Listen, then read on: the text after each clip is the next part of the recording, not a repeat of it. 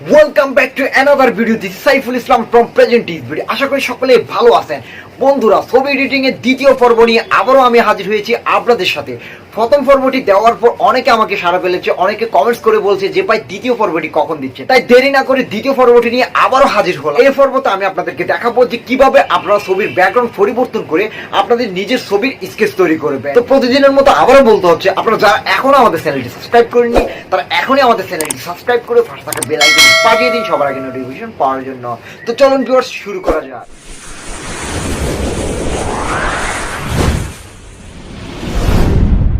ওকে viewer, ছবি editing এর দ্বিতীয় পর্বের কাজ আমি এখান থেকেই শুরু করছি। তো এই পর্বে আমি আপনাকে দেখাবো যে কিভাবে আপনি আপনার ছবির ব্যাকগ্রাউন্ড রিমুভ করে পিএনজি করবেন এবং কিভাবে আপনার ছবিকে স্কেচ করে সুন্দর করে তুলবেন। তো তার আগে বলতে হচ্ছে, আপনি কোনোভাবে ভিডিওটি স্কিপ করবেন না। আপনি যদি স্কিপ করেন তাহলে অনেকটা মিস করে যাবেন। আর আপনি যদি এখন অবধি আমাদের চ্যানেলটি সাবস্ক্রাইব করে না রাখেন তাহলে প্লিজ প্লিজ প্লিজ সাবস্ক্রাইব করে নিন আর পাশে থাকা বেল আইকনটি বাজিয়ে দিন সবার আগে নোটিফিকেশনটি পাওয়ার জন্য। তো প্রথমে আমরা PicsArt অ্যাপসটি ওপেন করব। ওপেন করার পর আপনাদেরকে এরকম একটি ইন্টারফেস দেখাবে। জাস্ট আপনারা প্লাস চিহ্নতে ক্লিক করবেন। প্লাস চিহ্নতে ক্লিক করার পর আপনারা এখানে অল ফটোতে যাবেন। অল ফটোতে গিয়ে রিসেন্টে ক্লিক করবেন। রিসেন্টে ক্লিক করার পর আপনাদের যে ফোল্ডারে ছবিটি আছে সেই ফোল্ডারটি আপনারা এখান থেকে চুজ করে নিয়ে নেবেন। তো আমার এই ফোল্ডারে ছবিটি আছে, আমি এখান থেকে আমার ছবিটি নিয়ে নিচ্ছি। ছবিটি এখানে নেওয়ার পর আপনারা জাস্ট এখানে টুলসে ক্লিক করবেন। এখানে যে ফেস ক্রপ দেখতে পাচ্ছেন, এখানে ফেস ক্রপে ক্লিক করবেন। ক্লিক করার পর আপনারা এখানে যে 3 নম্বর অপশনটি দেখতে পাচ্ছেন, এই 3 নম্বর অপশনটিতে ক্লিক করবেন।